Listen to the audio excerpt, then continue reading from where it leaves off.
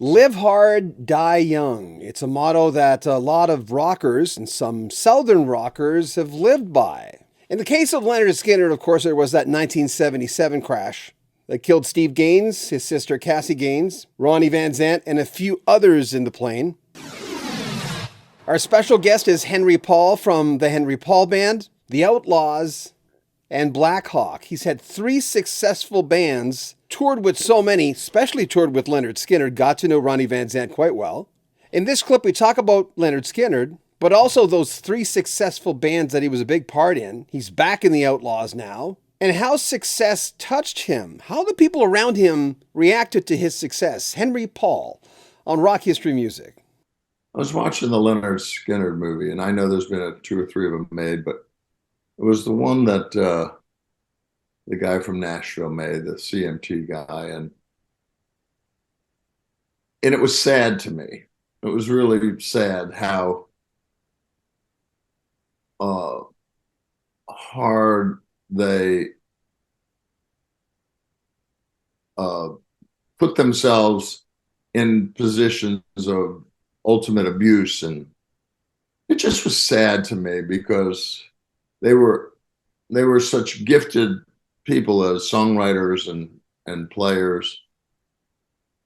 But and they're not the only band, but they're a band that I do know, and I've seen it in other bands.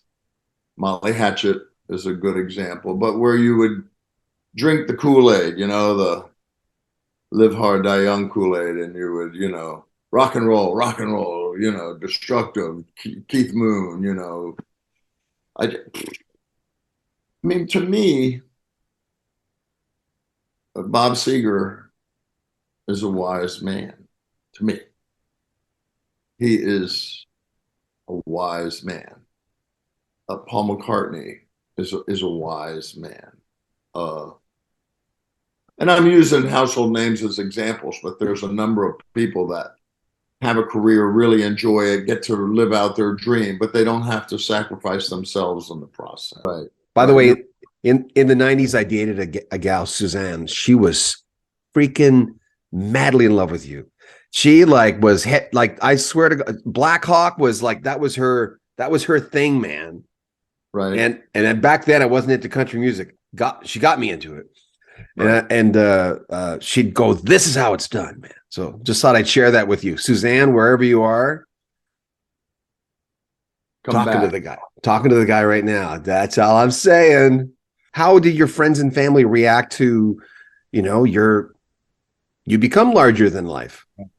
Well, I think I could use my father as my mother was always supportive. You know how mothers are. They're very supportive and very nurturing. And my mother encouraged me to pursue my dream. But my dad was dubious. And when we finally did make something of ourselves from the standpoint of notoriety or, recognition and acceptance, he was at the head of the line to, pat me on the back. And he wanted that for me, I think, like most dads do. He didn't want to see me go through the rock and roll gauntlet and come out the other end empty handed. But, anytime you succeed, people love you. And anytime you fail, they walk away. So I was gifted with 3 different careers, all 3 of which found significant success. But I will tell you that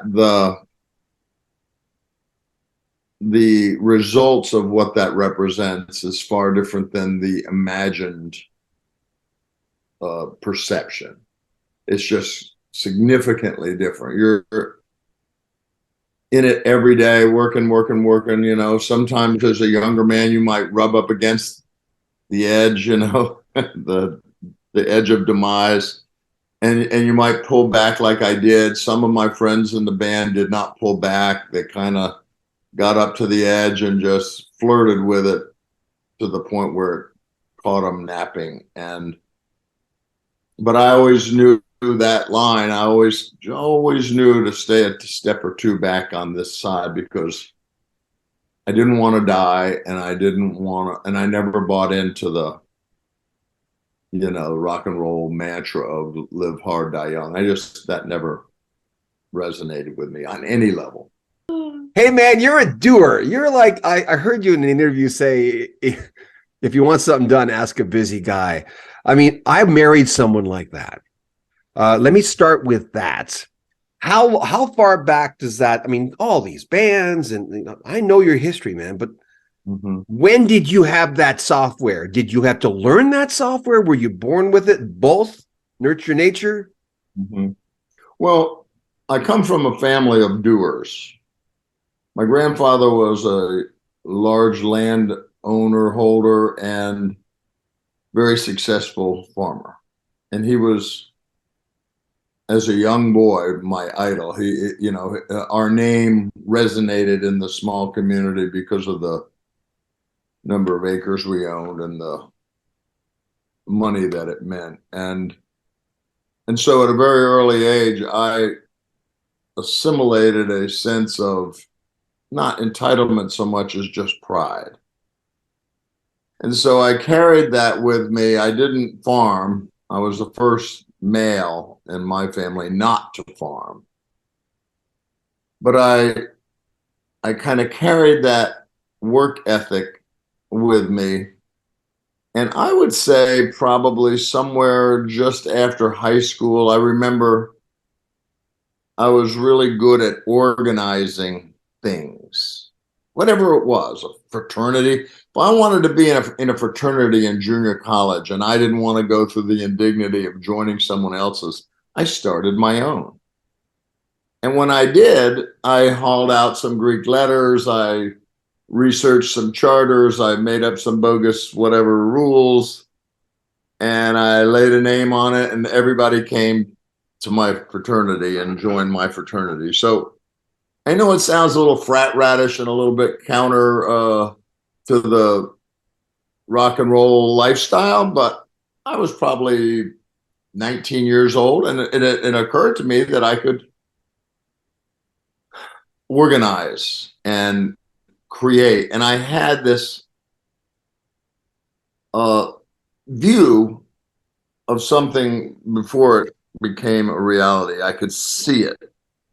And so I put my first band together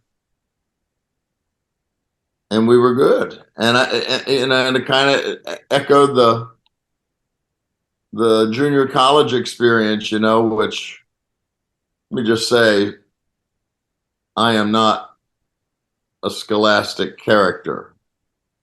I have a fairly decent IQ and I have a lot of social IQ, but I'm not, you know what I mean? I'm not the book guy. As a matter of fact, once I got through the weeds with the Vietnamese War, I was out of school and on to my musical career. But that was sort of the model for organizing something that would be legitimate and really successful. And so my first band was really well put together, and it morphed into the Outlaws, which, was a success. I left the Outlaws, started the Henry Paul Band. It was a success. I rejoined the Outlaws, had a really good run through the 80s during the darker part of the band's career, but we had a great run. And I left again and put Black Hawk together with Dave and Van and had significant success. And so I was just gifted from the standpoint of organizational skills, a vision of what it could or should be, and the work ethic to make it, to stick with it and make it happen. Hope you enjoyed that. We have a long series with Henry Paul, and now we're also releasing shorts, and then we'll be releasing the entire interview. It was a long hour-and-a-half chat with Henry Paul, who was, of course, as you know, a big part of the Outlaws in their early incarnation. Then he left in the 70s, formed the Henry Paul Band, which was successful, and then the country trio Black Hawk, which still tours today. If you want information on Henry, there are links in the description. But man, in this series, does he tell good stories about knowing the Eagles, hanging out with Lynyrd Skynyrd, most notably Ronnie Van Zant, their lead singer, working with Clive Davis. There's so much in this series. If you're a Patreon member, you'll get early access to everything on here. It's pretty juicy stuff. And he's writing a book as well. Remember to pick up a Rock History Music t-shirt and hats. You can get your own Rock History Music baseball cap now. Join our Patreon, as I said, get early access to everything. Links in the description, our TikTok. Check out the Facebook group for Rock History Music. Stay in contact with us. We'd love that. All the information's in the description. I'm John Beaudin. More from Henry Paul in the next 2-3 days. This is Rock History Music.